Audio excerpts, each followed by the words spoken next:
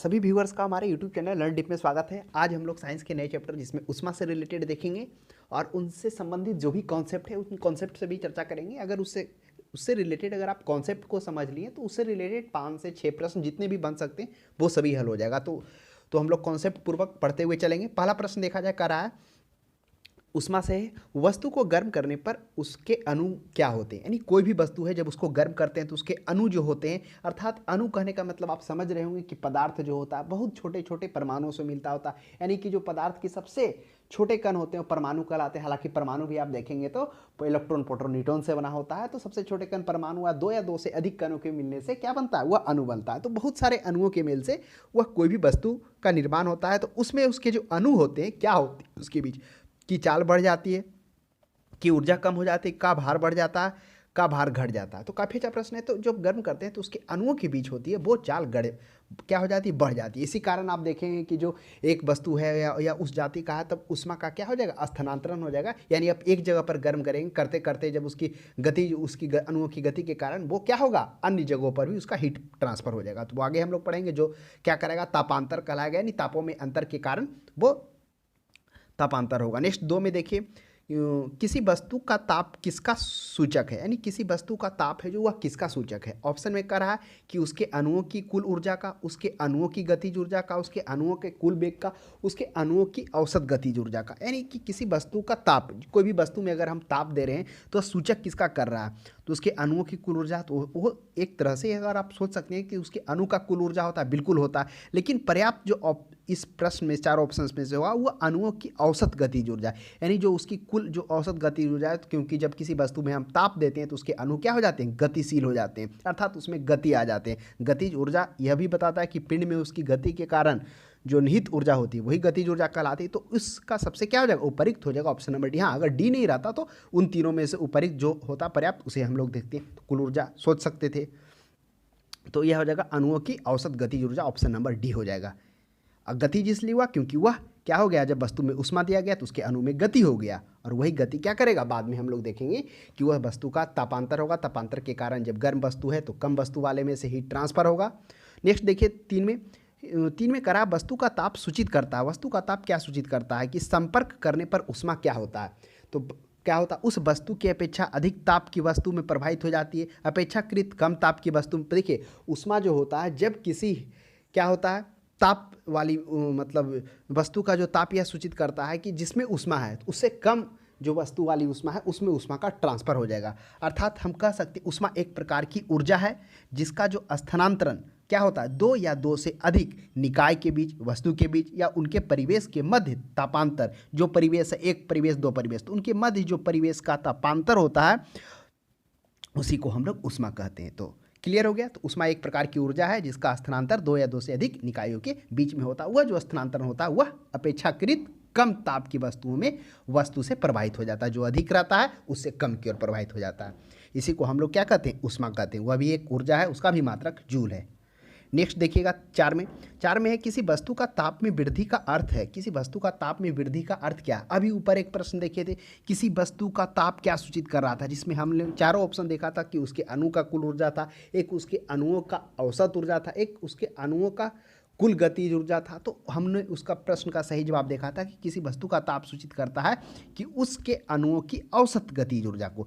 तो लेकिन यहाँ पर अणु की तो चर्चा नहीं हुई है, अणु से रिलेटेड नहीं करा। वस्तु का ताप में वृद्धि का अर्थ है कि वस्तु का क्या हो गया, उसकी गतिज ऊर्जा बढ़ गई है।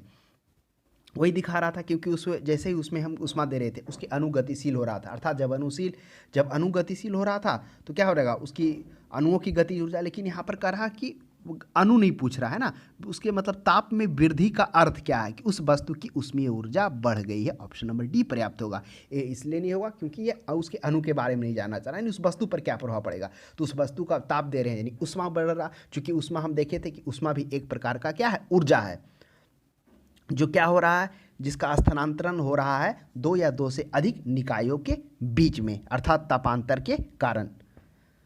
तो वह उसकी क्या हो जाती है, ऊष्मीय ऊर्जा बढ़ जाती। तो ध्यान में रखिएगा। देखिए ऊष्मीय ऊर्जा जो होता है, किसी वस्तु को जब हम गर्म करते हैं तो क्या हो जाता है, तो वह तापमान उसका अधिक हो जाता है, गर्म हो जाता है। तो किसी वस्तु का तापमान इतना अधिक हो जाता है कि उसे गर्म मतलब उससे गर्म निकलने लगे तो उसको उष्मा कहते हैं। और इस प्रकार की ऊर्जा को, जो इससे ऊर्जा बनता है, उसको ऊष्मीय ऊर्जा कहते हैं।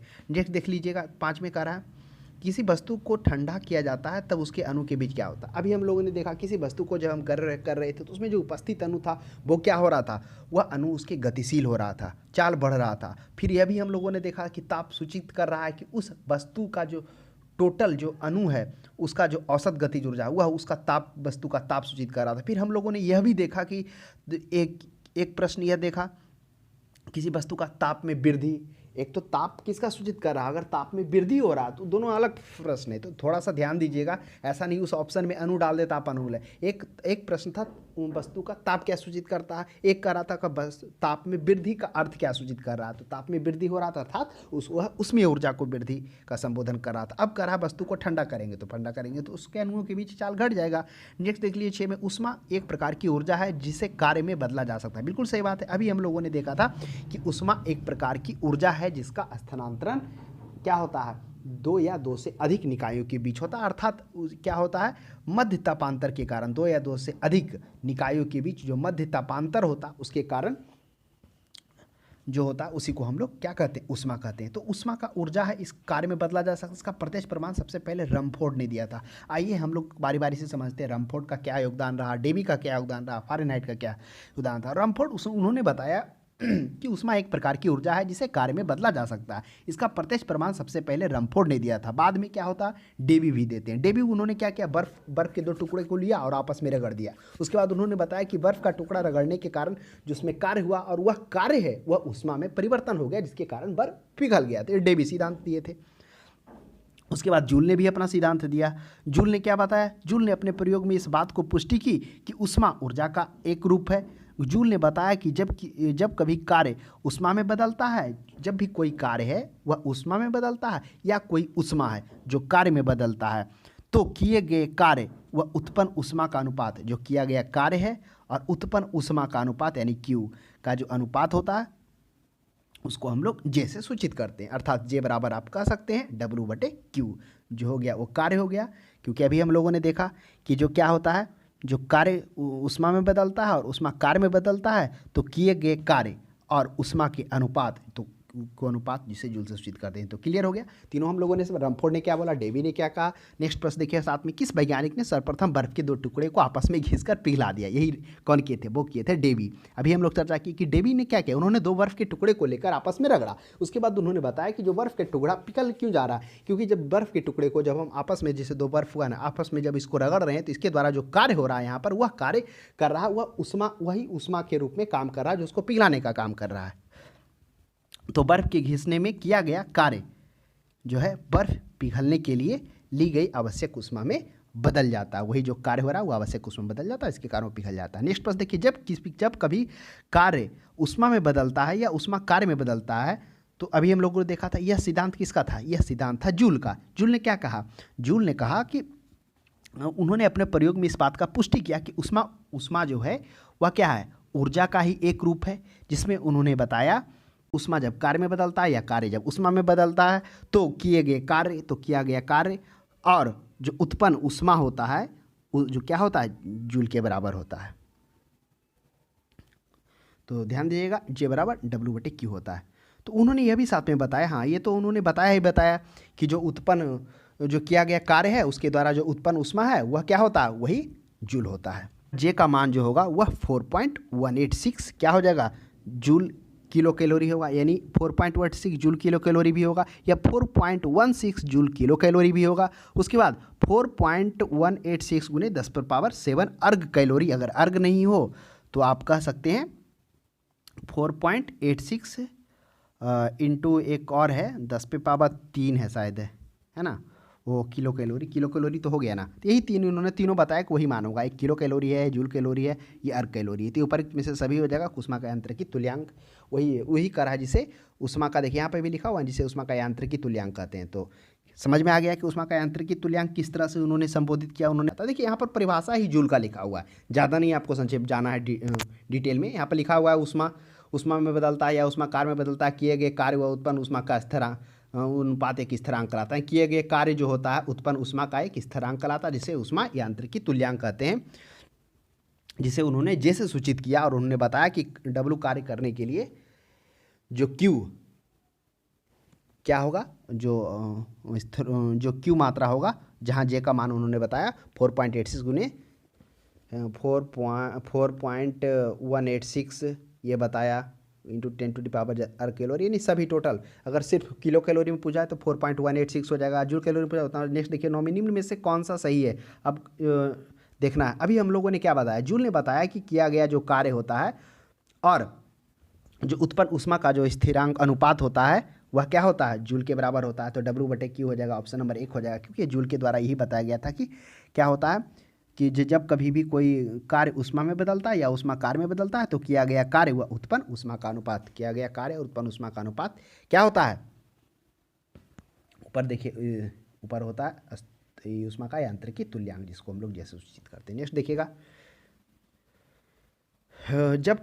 जब कुछ पानी को लगातार मंथन किया जाता है तो क्या होता है, तब उसका ताप क्या होता है। काफ़ी अच्छा प्रश्न कर रहा है कि जब किसी पानी को, अगर पानी को लगातार मंथन कहने का मतलब उसे क्या किया जा रहा है, चार्मिंग, यानी पूरा हिलाया जा रहा है, उसे पूरा कसकर घुमाया जा रहा है, मंथन किया जा रहा है ना। तो उसमें क्या हो जाएगा, उसका यांत्रिक ऊर्जा का रूपांतरण ऊष्मीय ऊर्जा में हो जाएगा। यांत्रिक ऊर्जा, जिसमें यांत्रिक ऊर्जा आप कैसे समझ सकते हैं, यांत्रिक ऊर्जा में गतिज और स्थितिज ऊर्जा दोनों निहित होता है। मान लेते हैं आप क्या है, आप कोई गेट को खोल रहे हैं, तो गेट को खोल रहे हैं तो आप जैसे गेट को धक्का देंगे तो गेट लॉक हो जाएगा। तो वह क्या सूचित कर रहा है कि आपके अंदर जो स्थितिज ऊर्जा था वह क्या हो गया, वह गतिज ऊर्जा में परिवर्तन हो गया। यानी वो स्थितिज ऊर्जा जो था आपके अंदर निहित, वह धक्का देने से वह सट गया। और अगर वही आप उसको क्या किए, जो आपके अंदर ऊर्जा था उसके लिए आपने अपने क्या किया, हाथ को उठाया, तो वह स्थितिज ऊर्जा गतिज ऊर्जा में बदल गया, फिर वही स्थितिज ऊर्जा स्थानांतरण हो गया। तो इस तरह से गतिज और यांत्रिक ऊर्जा, गतिज स्थितिज ऊर्जा के कारण गेट लॉक हो गया और गतिज ऊर्जा के कारण आपने हाथ को उठाया, तो वो सूचित कर रहा है। न्यूज़ में दोनों होता है, मैकेनिकल एनर्जी इंग्लिश में उसको बोलते हैं। यांत्रिक ऊर्जा का रूपांतरण हो गया उसमें ऊर्जा में हो गया। नेक्स्ट देखिए, वाष्प इंजन में उबलते हुए जल का तापमान किस कारण से उच्च हो जाता है। काफ़ी अच्छा प्रश्न है। तो जल में विलीन पदार्थ होते हैं, बॉयलर के अंदर निम्न दाब होता है, बॉयलर के अंदर उच्च दाब होता है, अग्नि अत्यधिक उच्च तापमान पर होती है। देखिए बॉयलर का रहा, तो जब वाष्प इंजन उबलता है तो उबलने के कारण क्या हो जाता है, उसके अंदर का जो तापमान रहता है वो उच्च हो जाता है। यानी कि तापमान तो उच्च होता है, जब तापमान उच्च होने के कारण दाब भी वहाँ पर ज़्यादा बनने लगता है, जो प्रेस कुकर के साथ होता है। प्रेस कुकर में हम खाना बना रहे हैं, एक केतली में होते हैं, केतली में टाइम ज़्यादा लगता है, लेकिन प्रेस कुकर में समय कम लगता है। क्यों लगता है, एक तो आप क्या कर रहे हैं, उष्मा उसको दे रहे हैं, उसके अणु गतिशील हो रहे हैं, लेकिन जब दाब देने के बाद क्या हो जाता है, उसके अणु के बीच जो क्या होती है, जो अंतरा आणविक बल होती है, आपको पता होगा ना, सभी पर जो ठोस द्रव गैस होते हैं सभी में अणु से मिलकर होते हैं। जो ठोस में होते हैं उसके अणु काफ़ी एक दूसरे से नज़दीक होते हैं, एक दूसरे पर बल लगाते हैं, वहाँ पर जो उनकी जो एक दूसरे की साथ साध्यता रहती है काफ़ी स्ट्रांग रहता है, तो उसको तोड़ने में ज़्यादा उष्मा की आवश्यकता होती है। इसलिए ना जब बर्फ़ से पानी में पिघलता है तो ताप में कोई भी अंतर नहीं होता, क्योंकि वो जो उष्मा होती है वह उस बंधन को तोड़ने में लग जाती है। तो वही कॉन्सेप्ट वही है, बेसिक रहेगा तो क्लियर हो जाएगा ये। तो वही हो रहा है। तो बॉयलर के अंदर उच्च दाब होने के कारण, क्योंकि जब दाब उच्च रहेगा तो स्वाभाविक सी बात है यहाँ पर अणु इस तरह से फैले, दाब अधिक दीजिए तो उसके अणु नज़दीक आ रहे हैं, तो इसके कारण क्या हो जाता है, हिमांक भी क्या हो जाता है, जो गलनांक होता है दाब देने पर बर्फ़ का वह भी बढ़ जाता है, क्योंकि जो पहले आप पिघल रहा था दाब बढ़ा दिए, यानी कि उसको और चाहिए उष्मा, तो गलनांक घटेगा। फिर उसी तरह आप बॉइलिंग पॉइंट देखेंगे, अगर वह क्या हो रहा है, उष्मा वाष्प में बदल रहे हैं, वहाँ भी अगर दाब बढ़ा दिए तो समय ज़्यादा लगेगा। वो समझिए परिस्थिति, क्योंकि वह उसके अणु को क्या करेगा, नज़दीक में कर देगा दाब के कारण। उसी के कारण ना प्रेस क्या हो जाता है, पहाड़ों पर समय ज़्यादा लगता है खाना बनाने में, जबकि बॉइलिंग पॉइंट कम हो जाता है। जो 100 डिग्री पर पृथ्वी पर उबल रहा है, ऊपर जाएंगे तो कम ही में उबलेगा, लेकिन टाइम फिर भी ज़्यादा लगेगा। कारण क्या होता है, कारण वही होता, दाब वहाँ वायुमंडलीय दाब कम हो जाने के, यहाँ वायुमंडलीय दाब अधिक है। अधिक क्या है, जो वायुमंडलीय दाब है वो वहाँ कम है इसकी तुलना में, तो उसके अणु पर जो अंतरा आणविक बल लग रहा है वो थोड़ा उसकी तुलना में कमी है। तो कमी होने के कारण उसको तोड़ने में कम समय लग रहा है, तो जिसके कारण वो जल्दी वहाँ पर क्या हो रहा है, बॉयल हो रहा है।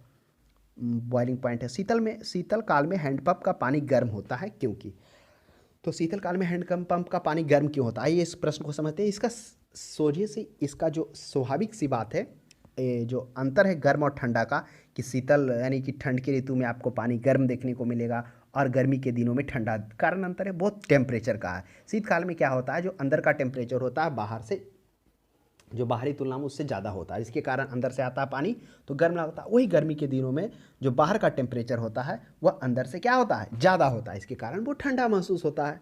यही अंतर होता है। अब आपको पता होगा ना, जब हम लोग इससे पहले ज्योग्राफी में पढ़े तो वहाँ चर्चा किए थे कि प्रति 32 मीटर नीचे जाने पर क्या होता है, 1 डिग्री सेंटीग्रेड के तापमान में कमी आता है। क्या यह कमी हर एक 32 मीटर पर आता? तो नहीं।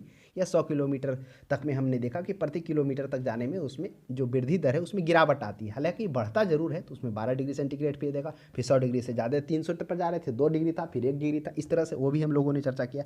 तो यह हो जाएगा, क्या हो जाएगा, पृथ्वी के भीतर का तापमान वायुमंडल के तापमान से अधिक होता है, ये शीत ऋतु में। अगर गर्मी में पूछ दिया जाता कि ग्रीष्म ऋतु में हैंडपंप का पानी ठंडा क्यों होता है, तो भीतर का तापमान वायुमंडल के तापमान से क्या होता है, कम होता है, इसके कारण बाहर आता है। तो नेक्स्ट देख लिए ऐसा ही तापमान का मात्रक। अब देखिए तापमान, अभी हम लोग ऊष्मा के बारे में पढ़े थे, जिसमें डेवी के बारे में हम लोगों ने जाना, फारेनहाइट, रमफोर्ड के बारे में जाना हम लोगों ने। उसके बाद किसके बारे में था, डेबी हो ही गया, रमफोर्ड हो ही गया। उसके बाद जूल के बारे में, उन सभी के बारे में हम लोग, जूल के बारे में हम लोगों ने देखा था, किया गया कार्य जो उत्पन्न ऊष्मा है उसके बीच का अनुपात होता है, जो क्या हो जाता है, जो हम लोगों ने देखा ये ऊष्मा का यांत्रिकी तुल्यांक जिसको हम लोग कहते हैं, जिसका मान हम लोगों ने देखा यांत्रिकी तुल्यांक में 4.86 एक था, जूल किलो कैलोरी था, फिर 4.186 जूल कैलोरी था, है ना।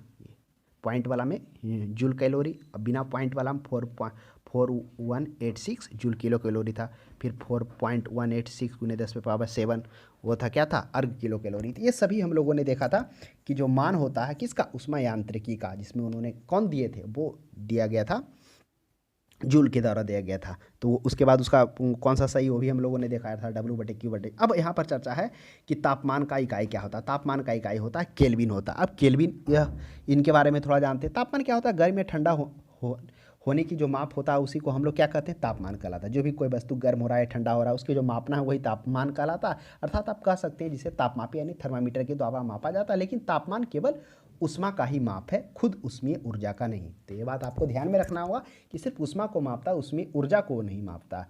तो इसको मापने की कई प्रणालियाँ विकसित की गई है, जिसमें सेल्सियस भी है, फारेनहाइट भी है, लेकिन जो आपका करा ऐसा ही मात्रक है वह केल्विन हो जाएगा। अब आपको माइंड में उठाओ कि केल्विन कौन थे। केल्विन साइंटिस्ट थे जिन्होंने 1852 ईस्वी में विकसित किया था। इसने हिमांक को 273 केल्विन लिया था और क्वथनांक को 373 केल्विन लिया था। तो नेक्स्ट देखिएगा, इनमें से कौन सा ऊष्मा का मात्रक नहीं है। अब कह रहा है ऊष्मा का मात्रक नहीं। अभी हमने चर्चा किया कि ऊष्मा क्या है, ऊपर तो तापमान था, अब है ऊष्मा। तो ऊष्मा क्या होता है, ऊष्मा एक, हमने इससे पहले चर्चा किया था कि ऊष्मा क्या होता है, एक प्रकार की ऊर्जा है जिसका स्थानांतरण क्या होता है, 2 या 2 से अधिक निकायों अथवा मध्य तापांतर के कारण होता है। उसी को हम लोग क्या कहते हैं, ऊष्मा कहते हैं। जिसमें हम लोगों ने देखा अधिक से कम की ओर उसका प्रभावित हो रहा था। तो वह जो है ऊष्मा का मात्रक नहीं है, तो किलो कैलोरी है, कैलोरी है, जूल है, लेकिन डिग्री सेल्सियस यह तापमान का है। नेक्स्ट देख लीजिएगा, ताप का ऐसा मात्रक। अभी ऊपर हम लोग चर्चा किए कि ऐसा ही सिस्टम तापमान का क्या था, वह केल्विन था। तो जो 1852 ईस्वी में केल्विन के द्वारा क्या किया था, उन्होंने 1852 ईस्वी में विकसित किया था, जिसने हिमांक को कितना रखा, 273 केल्विन रखा, और बॉइलिंग पॉइंट को, क्वथनांक को कितना रखा, वह क्वथनांक को 373 रखा। यानी इनके बीच के भी जो क्या है, हिमांक बिंदु और क्वथनांक बिंदु के बीच का अंतर 100 रखा। तो ये आप सेल्सियस भी देखेंगे तो सेल्सियस भी जो तापमान का माप का इकाई का अंतर है 0 डिग्री सेल्सियस पर, वह क्या रखा था, वह रखा था हिमांक बिंदु रखा था, और ताप यानी ताप भाप बिंदु, इसको क्वथनांक कहते हैं, वह 100 डिग्री सेल्सियस रखा था। जिसकी चर्चा आगे हम लोग करेंगे कि किस तरह से डिग्री सेल्सियस से फारेनहाइट में, फारेनहाइट से केल्विन में चेंज होता है। देखिए 1 किलो कैलोरी ऊष्मा का मान क्या होता है। तो 1 किलो कैलोरी का जो ऊष्मा का मान होता है, जिसकी चर्चा हम लोग किए थे, 1 किलो कैलोरी का कितना हो जाता है, वही होता है 4.186। तो 4.2 लेके चलिए, तो क्या हो जाएगा, इसका 16 का सही जवाब हो जाएगा ऑप्शन नंबर सी, 4.2 × 10⁻³ जूल हो जाएगा। नेक्स्ट देख लीजिएगा, जलप्रपात के अधस्तर पर जल का तापमान ऊपर की अपेक्षा अधिक होने का कारण क्या है। कह रहा है जो जलप्रपात है, यानी जहाँ से जलप्रपात क्या होता है, जो ऊंचाई से जो होता है, जो नीचे की ओर जब गिरता है पानी, तो वही जलप्रपात होता है। जिसमें हम लोग विक्टोरिया का जाने थे, जो सबसे बड़े विक्टोरिया का जलप्रपात है, जो कहाँ है, वह है अफ्रीका महादेश में है, जो युगांडा, तंजानिया, केनिया के बीच में अवस्थित है ना। तो उसका जलप्रपात है जो काफ़ी मतलब 20 किलोमीटर दूर से ही सुनाई पड़ने लगता है, इतना मतलब उसका आवाज़ है। तो क्या होता है कि ऊपर का तापमान, जल का जो तापमान होता है ऊपर की अपेक्षा अधिक होने का कारण क्या है। तो ऊपर का क्यों होता है, क्योंकि जैसे देखिए ऊपर से आ रहा है तो इसका गति जो स्वाभाविक सी बात होता है, गिर रहे जल का गतिज ऊर्जा ऊष्मा में बदल जाता है। इसी के कारण जल का तापमान ऊपर की अपेक्षा अधिक होने का कारण होता है। तो ऊपर से वह अधिक होता है थोड़ा, क्योंकि गिरने के टाइम में वो परिवर्तन हो जाता है ना।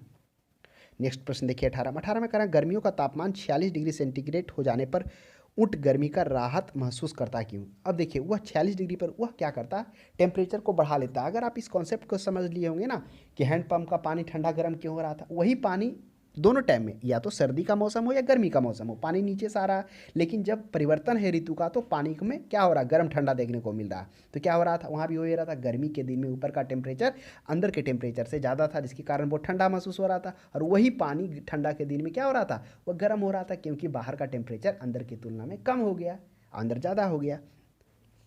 तो वही यहाँ पर होता है, ये भी बढ़ा लेता है, स्वाभाविक सी बात है, ये भी बढ़ा लेता है, तो अपना शरीर का तापमान कर लेता है, जिसके कारण इसको राहत महसूस होता है। बर्फ पर दाब बढ़ाने पर गलना क्या होता है? चलिए इस प्रश्न को समझने के लिए चर्चा पहले भी हुई और हम लोग यहाँ पर बेसिक का चर्चा करते हैं। अब द्रव के 3 अवस्थाएं, ठोस, द्रव, गैस। तो ये जो ठोस होते हैं, ठोस के बीच जो अंतरा आणविक बल होता है, अणुओं के बीच लगने वाला अट्रैक्शन फोर्स, सभी अणु एक दूसरे पर अट्रैक्शन फोर्स लगाते हैं, बहुत जटिल होता है। और वही जो द्रव में आप देखेंगे तो थोड़ा जो आणविक बल होगा इसके तुलना में थोड़ा दूर होगा, इस तरह से होता है।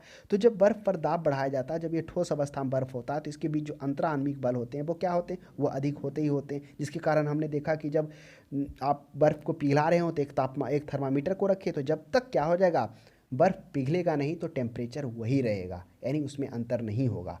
क्यों? क्योंकि वो जो ऊष्मा जा रही है वो कहाँ जा रही है, लगातार तो आप ऊष्मा दे रहे हैं, लेकिन वह ऊष्मा कहाँ जा रही है, उस बंधन को, यानी उनके अणुओं के बीच आणविक बल को तोड़ने में कार्य कर रही है, जिसके कारण तापमान में परिवर्तन देखने को नहीं मिलेगा। और वही होता है बर्फ के साथ, जब दाब बढ़ा रहे हैं, वह जो गलनांक है, वह जो गल रहा था जिस उसमें ऊर्जा को लेकर, वहाँ पर क्या, वहीं पर उसी पर वह क्या हो जाएगा, परिवर्तन हो जाएगा? बिल्कुल नहीं, क्योंकि आप यहाँ पर दाब बढ़ाने के कारण यह दाब ऊपर से बढ़ रहा है, तो क्या हो जाएगा, उसके अणु को और करीब लाने की कोशिश किया जाएगा, तो वह के कारण टाइम थोड़ा और लगेगा, इसलिए दाब बढ़ाने पर गलनांक घट जाता है। क्लियर? यानी वो जितना हम पहले घट रहा था नहीं घटेगा। इसलिए गैस तापमापी या द्रव तापमापी की तुलना में ज़्यादा संवेदी होता है, क्योंकि गैस क्या होते हैं, अब करा गैस तापमापी द्रव तापमापी की तुलना में ज़्यादा, स्वाभाविक सी बात है। आप ही हम लोग चर्चा किए कि जो यहाँ पर ठोस का जो अणु है इस तरह से नज़दीक होते हैं, इसके बीच का जो आणविक बल होता है वह काफ़ी स्ट्रॉन्ग होता है, और वही जो द्रव होते हैं उसके बीच थोड़ा दूर दूर होता है, इसके तुलना में वह थोड़ा दूर दूर होते हैं, तो इसके थोड़ा कम होता है। और वही गैस में और अधिक दूर होते हैं, इसके बीच अंतरा आणविक बल और थोड़ा कम होता है। अब यहाँ पर तो गैस और द्रव का रहा है, तुलना में ज़्यादा, तो गैस स्वाभाविक सी बात है, अगर गैस में हम उष्मा देंगे, अगर इसमें देंगे तो यह द्रव की तुलना में यह जल्दी क्या हो जाएगा, गतिशील हो जाएगा, क्योंकि इसके बीच का अंतराणविक बल द्रव की तुलना में कम है, तो यह ज़्यादा संवेदी होगा। तो यह इसका ऑप्शन क्या हो जाएगा, प्रसार गुणांक अधिक होता है। इसका प्रसार गुणांक भी अधिक क्यों हुआ, सोच लीजिए, उसमें वो भी भूमिका निभाया ना, उसका आणविक बल। नेक्स्ट देख लीजिए 21 में ताप युग्म तापमापी किस सिद्धांत पर आधारित है? अब कह रहा ताप युग्म सिद्धांत, ये क्या होता है, जिसको हम लोग बोलते हैं थर्मोकपल थर्मोमीटर, ये जो है वह सीबेक के प्रभाव पर है। ये सीबेक का प्रभाव क्या है, तो आइए समझते हैं। ताप युग्म तापमापी जिसे हम लोग क्या कहते हैं, तापमापी को इसे हम लोग ताप युग्म भी कहते हैं, वही हो गया ताप युग्म कहिए, ताप युग्म तापमापी कहिए, या द्विबंधन परिबंधन कहिए। इसमें क्या होता है, जब दो भिन्न प्रकार के धातुओं को क्या किया जाता है, एक संधि के द्वारा जोड़ा जाता है, यानी आप कह सकते हैं कि तापमापी में दो धातु के तार होते हैं, जब इन तारों को अलग अलग, जिस तरह से इस तरह दे लीजिए, चलिए एक आयरन का तार यहाँ ले लिए, इसके ऊपर ले लीजिए कॉपर का तार, तो इन दोनों तारों को क्या किया जाता है, दो भागों पर, दो पात्रों पर जोड़ा जाता है। एक इधर जोड़ा गया, इधर इधर मान लेते हैं बर्फ़ ले लिए, और इधर क्या ले लिए, इधर ले लीजिए, इधर मान लेते हैं कुछ भी ले लीजिए, इधर बर्फ़ ले लीजिए और इधर कोई हॉट चीज़ ले लीजिए। तो क्या हो जाता है कि दो विभिन्न धातुओं के तारों के दोनों सिरों को जोड़कर अलग अलग तापमान, एक ठंडा और एक गर्म पर क्या करने पर रखा जाता है, तो इसके मध्य विद्युत धारा प्रवाहित होने लगती है। जब इसमें आप गैल्वेनोमीटर देखेंगे तो यह विक्षेपित हो जाएगा। तो ये जो विद्युत धारा प्रवाहित होती है वो मतलब काफ़ी कम होती है, माइक्रोवोल्ट होती है। तो इसी को हम लोग ताप युग्म तापमापी, जिसको हम लोग थर्मोकपल थर्मोमीटर भी कहते हैं, जो सीबेक के प्रभाव होता है, वही सीबेक का जो प्रभाव है, इसमें से सीबेक ने यही बताया कि जब दो भिन्न धातुओं को क्या करते हैं, जोड़ते हैं, यानी उसको दो भिन्न छोरों पर जोड़ते हैं, जब उसके ताप में जो अंतर पर रखते हैं, एक ठंडा पर रखा जाए, एक गर्म पर रखा जाए, तो उनके मध्य क्या होता है, विद्युत धारा प्रवाहित होने लगती है। इसी को सीबेक प्रभाव कहते हैं। उसके बाद क्या यह मतलब जो धारा प्रवाहित होते रहता है, देखिए इसको प्रयोग करने के लिए हम क्या करते हैं, इधर एक तेल लेते हैं, क्लियर, और इधर क्या करते हैं, तेल के साथ इधर बर्फ़ लेते हैं, है ना, अब इधर आयरन एक धातु डालें और दूसरा धातु कॉपर डालें। इस तरह से क्या किए, जो हमें परिभाषा जिन्होंने बताया तो उस अनुसार किसी वस्तु के ताप में वृद्धि करने पर क्या होता है, उसकी क्षेत्रफल में वृद्धि होने से क्षेत्रीय प्रसार बढ़ता है, तो क्षेत्रीय प्रसार था। इसमें क्या था, दो भिन्न धातुओं के तारों को दोनों सिरों को जोड़कर अलग अलग क्या क्या था, तापमान अर्थात एक को गर्म एक को ठंडा पर रखा जाता। अब इस चीज़ को हमको चेक करना है, क्या तापमान बढ़ने घटने पर क्या हमेशा क्या होता है, इसमें विक्षेपण होता है या परिस्थिति क्या होता है। अब तेल है, अब जैसे जैसे हम इधर गर्म करेंगे इधर एक गैल्वेनोमीटर जोड़ देंगे, तो जैसे जैसे हम तेल को गर्म करेंगे और इधर क्या है ठंडा बर्फ है, तो क्या होगा, इस गैल्वेनोमीटर में विक्षेपित देखने को मिलेगा। तो क्या होगा, यह विक्षेपण पूरा गर्म करेंगे तो बढ़ता जाएगा, नहीं, एक समय सीमा तक। जिस तरह से अगर आप क्या कर रहे हो, कढ़ाई में तेल है उसमें आप पूड़ी को छान रहे हैं, तो क्या वो पूड़ी में कब तक फूलेगा पूड़ी, वो एक मैक्सिमम टेम्परेचर तक, क्या उसके बाद देते रहेंगे तो पूड़ी फूलता जाएगा, नहीं, वो जलना स्टार्ट हो, वही इसमें होता है। एक मैक्सिमम टेम्परेचर तक ये क्या होता है, इस तरह से यह क्या हो जाता है, वह गैल्वेनोमीटर मैक्सिमम विक्षोपित करता है और उसके बाद फिर से यह शून्य हो जाता है और उसके बाद और उष्मा देते हैं तो यह उल्टा होने लगता है, यानी जो गैल्वेनोमीटर का विक्षेपित दर था ये अपोजिट हो जाएगा। इसी को क्या कहते हैं, उत्क्रमित कहते हैं, है ना। तो ये उल्टा हो जाता है। इस तरह से ये युग्म तापमापी सीबेक ने इसको दिया था, तो सीबेक का प्रभाव है। अत्यधिक ऊंचे ताप की माप की जाती है तो पूर्ण विकिरण तापमापी। ये पूर्ण विकिरण तापमापी क्या होता है, चलिए इसे समझिए। इसे समझ लेने पर हम लोग 2-3 प्रश्न और भी ज़्यादा हल कर पाएंगे। पूर्ण विकिरण तापमापी में क्या हो जाता है, इसमें होता है कि इस तापमापी की सहायता से अत्यधिक ऊंचे एवं दूर की वस्तुओं को क्या क्या आता है, उसके ताप को मापा जाता है। जैसे सूर्य ले लीजिए, यानी जो आपसे दूर है, तो ये जो होता है स्टेफन के नियम पर आधारित है पूर्ण विकिरण तापमापी, जिसे हम लोग टोटल रेडिएशन पायरोमीटर कहते हैं।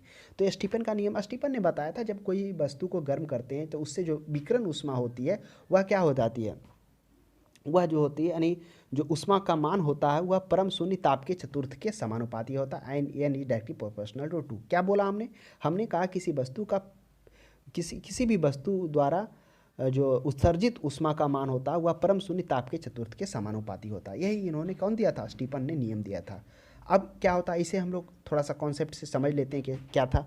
मान लेते हैं एक वस्तु को हम लेते हैं, है ना, इसका आयतन क्या है, इसका क्षेत्रफल ए है, टेम्परेचर टी है। अब जो इसमें यह ब्लैक बॉडी है, क्योंकि यह कृष्णिका पिंड होना चाहिए, यानी ब्लैक बॉडी होना चाहिए, उसी के लिए यह स्टीफन का नियम साबित है। यानी ब्लैक वस्तु जो पूरे किरण को अवशोषित कर लेता है, तो इसी को कहते हैं आदर्श कृष्ण पिंड या कृष्णिका विकिरण कहते हैं, जो वस्तु जिस पर विकिरण सभी आपतित हो जाते हैं। तो क्या करते हैं, लेते हैं। उसके बाद स्टीफन के नियम अनुसार, उन स्टीफन के नियम क्या क्या, उन्होंने बताया कि आदर्श कृष्णिका में प्रति एकांक क्षेत्रफल पर, तो प्रति एकांक क्षेत्रफल पर यानी कि प्रति एकांक क्षेत्रफल क्या हो गया, प्रति एकांक क्षेत्रफल पर जो क्या होगा, उससे उत्सर्जित ऊष्मा होगा। तो प्रति एकांक क्षेत्रफल पर उत्सर्जित ऊष्मा E/T E directly proportional to temperature, इधर ए हो जाएगा, मतलब प्रति एकांक ना क्षेत्रफल लीजिए, ए लीजिए, E/A directly proportional to T⁴ तो वह क्या होता है, परम ताप चतुर्थ के समानुपाती होता है। यानी उसके बाद ई देंगे, ई को हम हटाएंगे, ई डायरेक्टली प्रोपोर्शनल टू परम शून्य ताप के चतुर्थ के समानुपाती। ई को हटाएंगे तो यहाँ पर रो आएगा, जो क्या आएगा, ये जो रो आएगा स्टीफनीय नियतांक होगा, जिसका मान कितना होता है 5.67 × 10⁸ जूल मीटर प्रति सेकेंड स्क्वायर, तो यही होता है। तो ये पूर्ण विकिरण उत्तरमापी हो जाएगा। नेक्स्ट देख लीजिए, पूर्ण विकिरण उत्तापमापी किस सिद्धांत पर कार्य करता है, तो स्टीफन के नियम अनुसार। स्टीफन के नियम इन्होंने क्या बताया, इन्होंने बताया कि आदर्श कृष्णिका में प्रति एकांक क्षेत्रफल पर जो उत्पन्न उत्सर्जित जो ऊष्मा होती है उसका मान क्या होता है, उत्सर्जित ऊष्मा का मान जो होता है परम ताप के चतुर्थ के समानुपाती होता है।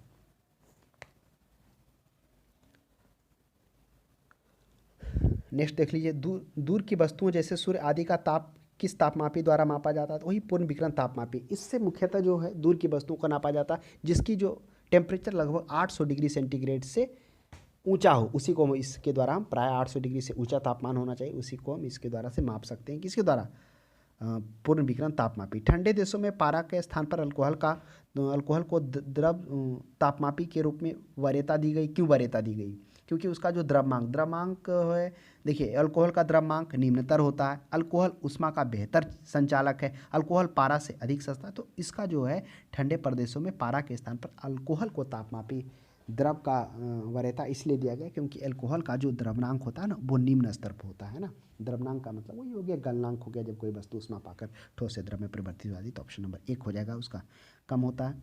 नेक्स्ट देख लीजिए, बस विकिरण पायरोमीटर से कितना ताप क्रम मापा जाता। अभी हम लोग पढ़े थे विकिरण पायरोमीटर क्या था। तो विकिरण पायरोमीटर क्या था, जिसे हम लोग देखे थे, यह स्टीफन के नियम पर आधारित था। स्टीफन के नियम जिसने क्या बताया कि किसी वस्तु के द्वारा उत्सर्जित ऊष्मा का मान, वो वस्तु कैसा होना चाहिए, कृष्णिका होना चाहिए, है ना, यानी कि ब्लैक बॉडी होना चाहिए।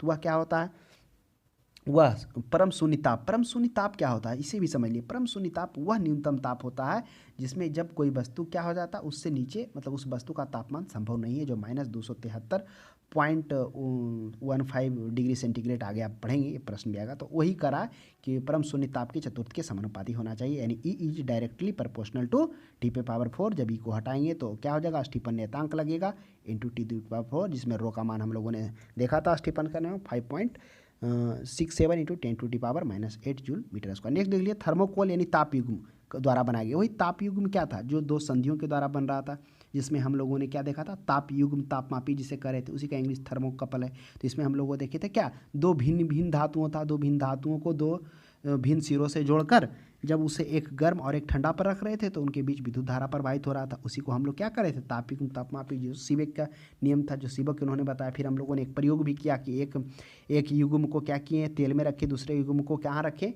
बर्फ में रखे। जब तेल को गर्म किए तो एक सीमा तक वो क्या हो गया, मैक्सिमम विक्षोपित हुआ, फिर वो क्या हो गया, फिर से वो नीचे आ गया, और भी उसमें जब हम उसमें उष्मा दे रहे थे तो वह उल्टा प्रवाहित होने लग रहा था धारा, जिसे हम लोग क्या कहे थे, उत्क्रमित धारा कहे थे।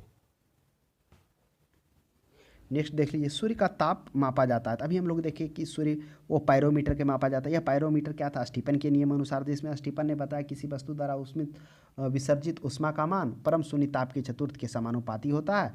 इसके द्वारा उन्होंने सूर्य का ताप जो पायरोमीटर तापमापी के द्वारा, वही जो मान लीजिए पूर्ण विकिरण तापमापी के द्वारा नापा जाता है, जिसमें से वह टेम्परेचर कितना होना चाहिए, 800 डिग्री सेंटीग्रेड से उस वस्तु का टेम्परेचर कम नहीं होना चाहिए, उससे अधिक का ही टेम्परेचर को इससे मापा जाता है। निम्नलिखित तापमापियों में से किसे पायरोमीटर कहा जाता है, तो देखिए किसे कहा जाता है पायरोमीटर, तो पूर्ण विकिरण तापमापी, तो वही था, विकिरण तापमापी को ही कहा जाता है ना पायरोमीटर, जो क्या था, स्टीफन के नियम पर आधारित था। अब देखिए इनमें से कौन सा सही है। अब देखिए यहाँ पर ये क्या है, जो एक यहाँ पर कुछ फॉर्मूला दिए गए, उसको पता करना है कि सही कौन है। देखिए आपको ये पता होगा कि जल का हिमांक और ताप बिंदु दो सुविधाजनक नियत बिंदु है, एक ताप बिंदु है और एक हिमांक बिंदु, जिसमें हम लोगों ने देखा बॉइलिंग पॉइंट जिसको कहते हैं, जो ताप बिंदु रहता है, जो भाप ताप रहता है, यानी जिसको ताप भाप बिंदु कहिए, जब पानी है वाष्प में बदलता है तो उसको क्वथनांक बॉइलिंग पॉइंट कहते हैं। जो हिमांक होता है जहाँ पर जमता है उसे हिमांक, मतलब इसको फ्रीजिंग पॉइंट कहते हैं। तो इसमें यह दो जो नियत बिंदु होता है जिन पर शुद्ध जल का मानक दाब ये होता है, वह उसी मतलब शुद्ध जल का जो मानक दाब होता है वह क्या होता है, अधीन जो जमता है तथा उबलता है। तो उसमें फ़ारेनहाइट तापमाप क्रम, जिसमें देखिए फ़ारेनहाइट जो एक था फ़ारेनहाइट तापमाप क्रम और एक सेल्सियस तापमाप क्रम, तो दोनों था। जो फ़ारेनहाइट तापमाप क्रम है उन्होंने उनके बीच का जो अंतर था वह कितना रखा, हुआ 180 रखा। और जो सेल्सियस कौन है, हिमांक तापमाप क्रम और क्वथनांक तापक्रम, इसको भाप तापमाप क्रम कहिए। तो इन दोनों के बीच का जो अंतर है वह 100 डिग्री सेंटीग्रेड रखा। तो इनके बीच का जो है टेम्परेचर क्या है, किस प्रकार से जो रखा, फ़ारेनहाइट तापमापक्रम के दो संदर्भ बिंदु के बीच जो फ़ारेनहाइट तापमापक्रम है यानी TF है, उसके बीच का जो अंतर है वह कितना 180 डिग्री समान अंतराल पर है, तथा सेल्सियस तापमापक्रम पर यह अंतर 100 डिग्री है। तो दोनों तापक्रमों के रूपांतरण के लिए आवश्यक संबंध का फ़ारेनहाइट तापमापक्रम और सेल्सियस तापक्रम के बीच समीकरण इस प्रकार दिया गया। तो हमने अभी क्या किया, जो फ़ारेनहाइट तापमापक्रम है उनके बीच का अंतर कितना है, वह 180 था वह, तो और वही सेल्सियस यानी सेल्सियस जो था उसके बीच का TC यानी कि सेल्सियस तापमापक्रम का जो अंतर था वह था 100 था। इस प्रकार से तो इसी फार्मूला के माध्यम से क्या कर सकते हैं, आप फ़ारेनहाइट को सेल्सियस में चेंज कर सकते हैं, सेल्सियस को फ़ारेनहाइट में। तो क्या हो जाएगा F-32, तो F लिखा हुआ है, TF भी रहता तो फ़ारेनहाइट तापक्रम, तो F-32 इक्वल टू 180 और TC यानी सेंटीग्रेड टेम्परेचर 100। तो अब आपको लग रहा हो कि 180 तो है ही नहीं, तो देखिए इसको आप डिवाइड करेंगे तो इसको सॉल्यूशन करेंगे तो इसका 9 हो जाएगा, इसका हो जाएगा 20-2500, यहाँ 5 हो जाएगा, तो यही हो जाएगा, इसीलिए ऑप्शन नंबर B है। तो ये फार्मूला को ध्यान में रखिएगा। सेल्सियस तापमापक्रम पर जल का क्वथनांक बिंदु और हिमांक बिंदु होते हैं। तो देखिए सेल्सियस तापमापक्रम है, तो अभी हमने चर्चा की सेल्सियस तापमापक्रम पर जो क्या है हिमांक बिंदु है और क्या है भाप ताप बिंदु है, इन दोनों का जो तापमाप क्रम है वह 0 डिग्री है, हिमांक और क्वथनांक बॉइलिंग पॉइंट 100 डिग्री, तो 100 डिग्री हो जाएगा। अगर वही पूछता फ़ारेनहाइट में, तो हमने भी चर्चा किया कि जो फ़ारेनहाइट में तापमाप क्रम है वह उनके बीच का मध्य अंतर 180 डिग्री है, जो 32 डिग्री सेंटीग्रेड पर क्या हो जाएगा, इसका हिमांक बिंदु हो जाएगा और 212 पर उसका क्वथनांक हो जाएगा। यह फ़ारेनहाइट के लिए, लेकिन सेल्सियस पूछा था। नेक्स्ट देख लीजिए, नेक्स्ट करा 32 में ताप के सेल्सियस पैमाने पर परम शून्य ताप होता है। अब करा ताप के सेल्सियस पैमाने पर परम शून्य ताप क्या होता है, तो आ जाइए, ताप के सेल्सियस पैमाने पर परम शून्य ताप। अब परम शून्य ताप क्या था, इसकी चर्चा पहले भी किए थे, जहाँ पर हमने देखा था जो स्टीफन का नियम आ रहा था, जिसमें हमने देखा कि किसी वस्तु द्वारा उत्सर्जित ऊष्मा का जो मान होता है वह क्या होता है, वह परम शून्य ताप की चतुर्थ के समानुपाती। परम शून्य ताप वह न्यूनतम तापमान होता है जिसमें कोई कण अथवा कोई कण या परमाणु जो भी ले लीजिए, वह उस ताप से नीचे संभव नहीं है। यानी उस ताप पर पदार्थ के अणुओं की गति एकदम शून्य हो जाती है। वह ताप कहाँ कितना, -273 डिग्री सेंटीग्रेड। ये वही ताप है जहाँ पर क्या हो जाता है, वह न्यूनतम ताप है जहाँ पर जिसमें कण कोई ताप, इस पर कण का कोई ताप इससे नीचे संभव नहीं है, यानी पदार्थ के अणुओं की गति शून्य हो जाता है। इसी को हम लोग क्या कहते हैं, परम शून्य ताप कहते हैं। और इसी को क्वांटम यांत्रिकी में इसको हम लोग ग्राउंड स्टेट भी कहते हैं, है ना। तो -273 हो जाएगा। नेक्स्ट, केल्विन मानव शरीर का ताप मापिए। यानी कह रहा केल्विन मान से मानव शरीर का ताप। तो केल्विन समझने के लिए आपको यह समझना होगा, एक तो अभी हम लोगों ने देखा कि फ़ारेनहाइट TF फ़ारेनहाइट के बीच जो था हिमांक बिंदु और क्वथनांक बिंदु का अंतर 180 था। उसी प्रकार जो केल्विन है, केल्विन के बीच जो दो बिंदु है, जिसमें से एक आप मानिए जो हिमांक बिंदु है और दूसरा क्वथनांक बिंदु, उनके बीच का भी अंतर 100 हुए। लेकिन यह जो है इनका जो स्टार्टिंग पॉइंट है, यानी वह क्या है, 273 से 373 के बीच में, ये इसका है। तो इसका जो होता है, तो इसका जो फार्मूला होता है क्या होता है, किसके बीच में, केल्विन तथा सेल्सियस तापमाप क्रमों के लिए। तो केल्विन और सेल्सियस तापमाप क्रमों के लिए जो मानक जो अमाप अंश समान होते हैं, क्योंकि दोनों का जो मापक अंक है वह भी तो माप रहा है तापमान को, ये भी तापमान को। तो सिर्फ अंतर क्या है, दोनों का जो अंतर है वह भी समान है मापांक, ये भी 100 ये भी 100 है। जिसमें फ़ारेनहाइट में भी देखा गया कि उसमें सिर्फ जो एक एक इकाई है 180 में डिवाइड किया गया, वह 100 में किया गया। तो इसका हो जाता है टेम्परेचर निकालने के लिए, यानी केल्विन के कहिए या फिर टेम्परेचर T कहिए equal to TC equal to यानी सेल्सियस तापमान प्लस 273.15, यही होता है। तो ध्यान में रखिएगा, केल्विन के लिए यानी जो तापमान टेम्परेचर होता है T दीजिए या K दीजिए इक्वल टू सेल्सियस तापमान प्लस 273.15 इसी करेंगे। तब वही करा, मानव शरीर का तापमान क्या होता है, 98 डिग्री फ़ारेनहाइट होता है। और तो इसको चेंज कर दीजिए टेम्परेचर में, तो कितना हो जाएगा, यह हो जाएगा यहाँ पर 98 को जोड़ेंगे तो क्या हो जाएगा, 8 3 11 हो जाएगा, 8 3 11 डिग्री सेंटीग्रेड है ना। तो डिग्री सेंटीग्रेड में तो क्या हो जाएगा, तो पहले आप ये देखिए, अगर सेंटीग्रेड में रखेंगे तो मानव का तापमान डिग्री सेंटीग्रेड में कितना हो जाएगा, वह हो जाएगा लगभग 36 हो जाएगा, है ना। तो यहाँ पर 36 कर दीजिए, 6 3 9 7 3 10 और 309 यानी 310 के आसपास हो जाएगा। क्यों, क्योंकि इस डिग्री सेंटीग्रेड में जो मानव का टेम्परेचर होगा वह तो फ़ारेनहाइट में होता है 98 पॉइंट समथिंग। जब 98 पॉइंट समथिंग को क्या करिएगा, आप सेल्सियस में चेंज करिएगा, तो हमने अभी फार्मूला पर आता फ़ारेनहाइट यानी TF -32 equal to 180 equal to TC/100। तो यहाँ पर 98 करेगा तो 98 करेगा तो टेम्परेचर में सेल्सियस में आ जाएगा, कितना आ जाएगा, 36 आ जाएगा। तो 36 इसमें ऐड करेंगे तो 36 देखिए एक मिनट, 36 + 273 तो आ गया कितना, 110। ये देख लीजिए कौन सा तापमान सेंटीग्रेड और फ़ारेनहाइट दोनों तापमात्रों के लिए एक समान है। अब इसका कैलकुलेशन करना आ जाइए। तो अभी हम लोगों ने पढ़ा कि जो फ़ारेनहाइट का जो टेम्परेचर है वह उनके बीच का जो अंतर है वह 180 है, किसके बीच, हिमांक और क्वथनांक के बीच। वही सेंटीग्रेड में TC में है वह 100 डिग्री है। इसके बीच में अंतर काट दिए तो ये हो गया 9 हो गया, ये हो गया 5 हो गया। अब इसका कैलकुलेशन करेंगे, 5 और 9 है यानी हो गया 5 TF हो गया या 9 TC। अब दोनों को घटा देंगे तो क्या हो जाएगा, 5 में से 4, 9 में से 5 गया तो 4 TC हो जाएगा इक्वल टू ये हो जाएगा, इसमें इंटू हो जाएगा तो 5 दूना 10 5 15 1 16 तो 40 हो जाएगा। तो क्या हो जाएगा, वह 40 आ जाएगा, कितना, -40, क्योंकि ये TC इधर है ना। तो क्या हो जाएगा, दोनों के लिए जो मापक्रम सेंटीग्रेड और फ़ारेनहाइट दोनों मापक्रमों के लिए एक समान -40 डिग्री से वह न्यूनतम संभव ताप वह न्यूनतम संभव ताप -273 डिग्री सेंटीग्रेड है, जिससे हम लोग क्या कहते हैं, परम शून्य ताप, यानी उससे कम वस्तु पदार्थ का तापमान कम नहीं हो सकता, वहाँ पर अणुओं की गति शून्य हो जाती है। इसी को हम लोग वह न्यूनतम ताप जहाँ पर क्या हो जाता है, जिससे कम कोई ताप संभव नहीं है, उसी को हम लोग परम शून्य ताप कहते हैं, जहाँ अणुओं की गति शून्य हो जाती है। नेक्स्ट, फ़ारेनहाइट स्केल पर किसी वस्तु का तापमान 212 डिग्री फ़ारेनहाइट है, तो सेल्सियस पैमाने पर उस वस्तु का तापमान कितना होगा। काफ़ी अच्छा प्रश्न है। अब किसी वस्तु का फ़ारेनहाइट पर, तो अभी हम लोग पढ़ा TF-32 इक्वल टू 180, उसके बाद TC बाई 100, तो ये हो गया। यहाँ पर फ़ारेनहाइट है तो TF बराबर 212, 212 में से 32 आप घटा दीजिए कैलकुलेशन करके, तो 212 में से 32 गया तो कितना बचा, इधर शून्य हो गया, इधर हो गया 8 हो गया, 1 हो गया, 180 हो गया, 9 हो गया, इधर कट गया तो कितना आ गया, वो 100 आ गया। तो कुछ कैलकुलेशन नहीं, बस याद रखना है कि जो टेम्परेचर यानी फ़ारेनहाइट, यानी जो TF का जो फार्मूला है फ़ारेनहाइट सा, वह TF यानी Fahrenheit minus 180 equal to TC by 100, यही है टेम्परेचर और फ़ारेनहाइट के बीच आपस में संबंध। और जो केल्विन वाला क्या था, T equal to TC plus 273.15।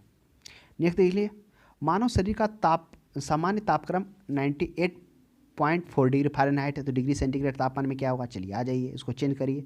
तो TF-32 equal by 180 equal to TC by 100। तो अब यहाँ पर सॉल्यूशन करेंगे तो TF की जगह पे 98 आएगा, 98.4, इसमें इसको माइनस कर देंगे, नीचे 9 आ जाएगा, नीचे इधर 5 आ जाएगा, फिर इसको कैलकुलेशन कर लेंगे तो क्या आ जाएगा, 36.89 आ जाएगा। 39 में देख लिया, फ़ारेनहाइट मापक्रम पर सामान्य वायुमंडलीय दाब पर उबलते पानी का ताप होता है, कितना होता है, अब फ़ारेनहाइट ताप मापक्रम पर करा। तो चूंकि हमने पढ़ा था जो फ़ारेनहाइट ताप मापक्रम पर जो दो संदर्भ बिंदु के बीच कितना का अंतर था, वह 180 डिग्री का अंतर था, जिसमें से हम लोगों ने देखा जो फ़ारेनहाइट ताप मापक्रम का जो हिमांक बिंदु था वह 32 डिग्री फ़ारेनहाइट था, और वही भाप बिंदु जिसको क्वथनांक बिंदु भी कहते थे वह 212 डिग्री फ़ारेनहाइट था। तो क्या पूछ रहा है यहाँ पर, फ़ारेनहाइट ताप मापक्रम का वायुमंडलीय दाब पर उबलता पानी तो 212 डिग्री फ़ारेनहाइट, वही पूछ देता है यहाँ पर हिमांक बिंदु तो 32 डिग्री फ़ारेनहाइट होता है। दिल्ली में जल का क्वथनांक 100 डिग्री सेंटीग्रेड है, मसूरी में जल का तापमान क्या होगा। काफ़ी अच्छा प्रश्न है। अगर वह टेम्परेचर जल का बॉइलिंग पॉइंट है दिल्ली में 100 है, मसूरी चूंकि ऊंचाई पर स्थित है तो ऊंचाई बढ़ जाएगा, वायुमंडलीय दाब घट जाएगा, तो वहाँ पर क्या हो जाएगा, उसका क्वथनांक बिंदु उबलने का पॉइंट क्या हो जाएगा, घट जाएगा। घटा क्यों, दबाव के कारण, वायुमंडलीय दबाव वहाँ कम गया, जो अणु के बीच जो था वह यहाँ पर जो दबाव पर हो रहा था एक नॉर्मल वायुमंडल, वहाँ पर कम जाने के कारण उसके अणु के बीच में जो कुछ ना कुछ कमी आया अंतराण्विक बल में, जो सहयोग कर रहा था नीचे में धरातल पर वायुमंडलीय दाब, इसके कारण कम हो गया। यही प्रेस कुकर के साथ भी होता है, वायुमंडलीय दाब कम हो जाता है, पानी जल्दी उबल जाता है, लेकिन टाइम ज़्यादा लगता है। नेक्स्ट 41 में देखिए, एक मनुष्य का तापक्रम 60 डिग्री सेंटीग्रेड है, तो उसका तापक्रम फ़ारेनहाइट पर क्या होगा। काफ़ी अच्छा प्रश्न है, देख लीजिए, मनुष्य का तापक्रम 60 डिग्री सेंटीग्रेड है, तो उसका फ़ारेनहाइट है, तो TF-32 equal to 180 equal to TC by 100। तो यहाँ पर कर लिए, तापक्रम 60 डिग्री है तो यहाँ पर 60 ले लेते हैं, है ना।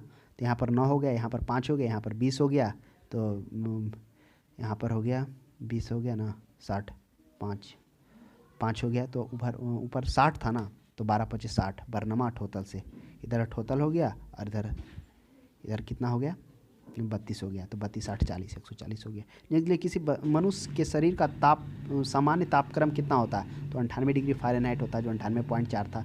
नेक्स्ट लिए, तप्त जल के थैलों में जल का प्रयोग किया जाता है, क्यों, क्योंकि तप्त जल में सेकने के लिए क्यों किया जाता है, क्योंकि आपको पता होगा ना कि उसका गुप्त उस विशिष्ट उष्मा जिसको हम लोग कहते हैं, विशिष्ट उष्मा वह होता है किसी पदार्थ की जो किसी पदार्थ की जो इकाई मात्रा का ताप डिग्री सेल्सियस बढ़ाने के लिए, कोई भी इकाई मात्रा का ताप है उसको डिग्री सेल्सियस, यानी कह सकते हैं आप इकाई मात्रा का ताप 1 डिग्री सेल्सियस बढ़ाने के लिए जो आवश्यक उष्मा की मात्रा होती है उसी को हम लोग विशिष्ट उष्मा कहते हैं। यानी किसी पदार्थ की जो है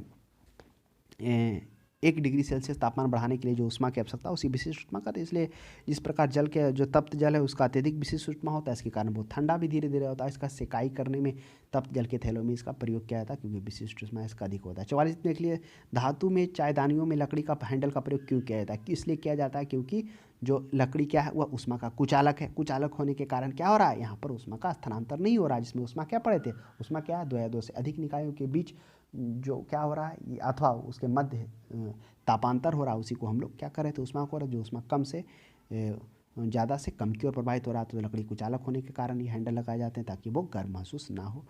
नेक्स्ट देख लीजिए, जब गर्म पानी के मोटे कांच में गिलास के ऊपर छिड़का जाता है तो वह टूट जाता है। क्यों? कह रहा है जब गर्म पानी को पानी के मोटे गिलास के ऊपर छिड़का जाता है तो टूट क्यों जाता है? जैसे ही पानी को हम डालते हैं तो पानी के डालने के कारण कोई भी वस्तु ऊष्मा पाकर क्या हो जाता है, जैसे ही ऊष्मा पालती है तो फैलने का काम करती है।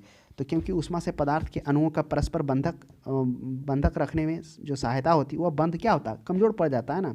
जब हम मोटे कांच के गिलास में गर्म पानी डालते हैं तो गिलास के भीतरी सतह गर्म से पाकर वह शीघ्रता से फैलने का प्रयास करती है, जबकि बाहरी सतह तापमान वायुमंडलीय तापमान के बराबर होता है।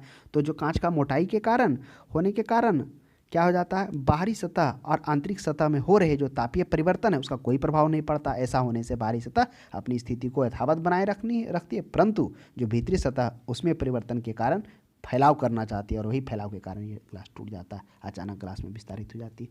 पानी का घनत्व किस ताप पर अधिकतम होता है? अब देखिए पानी का घनत्व किस ताप पर अधिकतम होता है, आइए समझिए। वह होता है 4 डिग्री सेंटीग्रेड पर। क्यों होता है, इस कॉन्सेप्ट से समझ गए तो 2-3 प्रश्न बन जाएगा। अब आ जाइए, प्रश्न ये भी पूछता है कि जब पानी को हम क्या करते हैं, ठंडा करते हैं तो पानी का घनत्व में क्या परिवर्तन होता है। मान लेते हैं जब पानी को हम ठंडा कर रहे हैं, मान लेते हैं 10 डिग्री से 0 डिग्री तक ला रहे हैं। जब पानी को हम ठंडा कर रहे हैं तो उसके जो घनत्व है उसके घनत्व में क्या हो जाएगा, घनत्व पहले बढ़ेगा। क्या होगा, घनत्व उसका बढ़ेगा और फिर उसका घनत्व घटेगा। ऐसा क्यों होता है? घनत्व पहले क्या होता है, डेंसिटी क्या होता है? कोई भी वस्तु का घनत्व उसके गाढ़ापन यानी सघनता को दिखाता है, यानी कि इकाई आयतन में मौजूद द्रव्यमान की संख्या को बताता है। तो क्या होता है, इसके अणु जब यह द्रव थे तो इसके अणु दूर दूर था, लेकिन जैसे ही ठंडा करना स्टार्ट किया, चूँकि ठंडा करने से कोई भी अणु क्या होता है, पास पास आते हैं, अणु को पास में आने का मौका मिलता है, तब ना उसके जब कोई वस्तु को ठंडा रखते हैं तो क्या होता है, नुकसान नहीं होता है। नुकसान खाने का मतलब आप सब्जी ले लीजिए या एनी कुछ भी ले लीजिए, वो उसको फ्रीजर में रखा जाता है ताकि उसकी आणविक गति रुक जाता है ना। तो वही होता है यहाँ पर भी। तो अब उसके अणु पास पास आने लगते हैं, यानी कि उसके जो है डेंसिटी क्या होता है, घनत्व बढ़ने लगता है। और यह घनत्व बढ़ते बढ़ते 10 से 4 पर आता है तो वह घनत्व अधिकतम होता है। और 4 के बाद जब इससे तापमान नीचे जाता है तो वह जो अणु था वह एक प्रकार का बंधन बनाना स्टार्ट कर देता है। वह क्या होता है, हाइड्रोजन बंधन बनाना स्टार्ट कर देता है। और वही हाइड्रोजन बंधन बना लेने के बाद वह क्या हो जाता है, वह अपने बीच में बंधन से वह जगह ज़्यादा छेक लेता है, जिसके कारण वह क्या हो जाता है, आयतन फिर से घनत्व बढ़ जाता है। तो इस तरह से घनत्व घटेगा और आयतन बढ़ेगा। तो इस प्रश्न 2 तरीके से पूछता है, अनत्व और आयतन। अब सोच लीजिए कि घनत्व क्या हो रहा है, जब बढ़ रहा है उसके अणु पास पास में आ रहे हैं, स्वाभाविक सी बात है आयतन कम हो रहा है क्योंकि इसके अणु पास में आ रहे हैं ना। और स्वाभाविक सी बात है जब घनत्व घट रहा है, घनत्व यानी उसके अणु दूर दूर जा रहे हैं, तब क्या हो जाएगा, आयतन बढ़ेगा। तो इसी कॉन्सेप्ट से 4-5 प्रश्न है। तो महत्तम क्या हो जाएगा, 4 डिग्री सेंटीग्रेड, क्योंकि 4 डिग्री से जब नीचे जाता है पानी ठंडा होता है तो जो उसके जो अणु होते हैं वह क्या होते हैं, एक बंधन बना लेते हैं। और वह बंधन बना लेने के कारण फिर से वह क्या होते हैं, मतलब उस बंधन के कारण उस जगह क्या हो जाता है, यानी दूर दूर हो जाते हैं अणु। तो यह हो जाएगा 4 डिग्री। नेक्स्ट प्रश्न देखिए 46 के बाद आते हैं हम लोग 47 में। जब बर्फ़ को 0 डिग्री सेंटीग्रेड से 10 डिग्री सेंटीग्रेड तक जल का आयतन, अब आयतन पूछ रहा है। अभी हमने देखा कि यहाँ पर 4 डिग्री सेंटीग्रेड पर जब हम ला रहे थे तो क्या हो रहा था, 10 से 4 पर तो आयतन क्या हो रहा था, घनत्व तो बढ़ रहा था। फिर जब 4 से नीचे जा रहा था टेम्परेचर तो फिर घनत्व तो क्या हो रहा था, कम रहा था। तो 0 से 10 गर्म करेंगे तो पहले 0 से करेंगे तो 4 आएगा, जब 4 पर आएगा तो उसका घनत्व क्या होगा, पहले तो घनत्व जो बढ़ा हुआ था, जो घनत्व जो घटा हुआ था वो घनत्व बढ़ेगा, क्योंकि यह हाइड्रोजन बंधन जो बना हुआ था, जो हाइड्रोजन बंधन बना लिया था वह बंधन टूटेगा। तो जैसे ही बंधन ये हाइड्रोजन बंधन टूटेगा तो उसके अणु पास पास में आएंगे तो घनत्व बढ़ेगा और आयतन क्या होगा, आयतन घटेगा। तो पहले आयतन घटेगा और फिर बाद में बढ़ेगा। तो ऑप्शन नंबर डी हो जाएगा, क्योंकि फिर 4 डिग्री से ऊपर जाएगा तो फिर से क्या हो जाएगा, वह जो उसका सघनता क्या फिर से कम होना स्टार्ट हो जाएगा। जल को 10 डिग्री सेंटीग्रेड से 0 डिग्री सेंटीग्रेड पर ठंडा किया जाता है तो क्या है, अब देखिए सब ऑप्शन में घनत्व, एक में आयतन है। आयतन 4 डिग्री सेंटीग्रेड तक कम होता है, बिल्कुल 4 डिग्री सेंटीग्रेड, जल का आयतन 4 डिग्री सेंटीग्रेड तक तो कम होता है फिर बढ़ता है। ये भी सही कहना है कि आयतन तो 4 डिग्री सेंटीग्रेड तक कम होता ही होता है, लेकिन घनत्व तो बढ़ता है। तो यहाँ पर ऑप्शन एक सही हो गया, तो बाकी पर क्यों, बाकी देखिए गलत। जल का घनत्व लगातार बढ़ेगा तो 4 डिग्री सेंटीग्रेड पर अधिकतम होगा। जल का घनत्व लगातार बढ़ेगा, लगातार थोड़े बढ़ता, लगातार बढ़ेगा और 4 डिग्री सेंटीग्रेड पर अधिकतम होगा जल का घनत्व। तो यह भी कहना सही है कि 4 डिग्री सेंटीग्रेड पर जो जल का घनत्व होता है वह क्या होता है, मैक्सिमम होता है। लगातार तो नहीं बढ़ता है, क्योंकि फिर घट जाता है, बढ़ता घटता है, इसलिए ऑप्शन बी गलत हो गया। जल का आयतन लगातार घटेगा, ऐसा भी नहीं है। जल का आयतन पहले क्या होता है, जल का आयतन पहले घटता है फिर बढ़ता है, क्योंकि 10 से 4 पर आने में क्या होगा, आयतन पहले घटेगा फिर वो बढ़ेगा, और फिर जीरो से 10 पर जाएगा तो फिर यहाँ से जो क्या होगा, फिर घटेगा फिर बढ़ेगा।